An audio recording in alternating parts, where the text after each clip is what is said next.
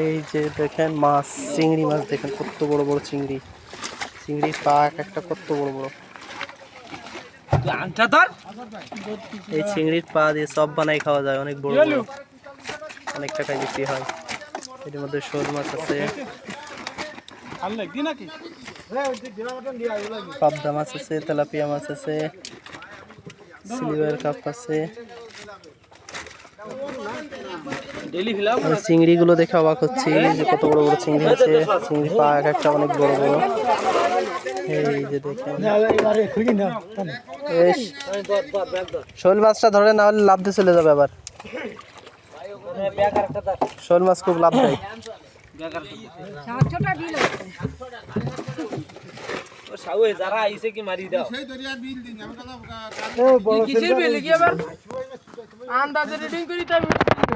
না ভাই, এই যে ভিডিও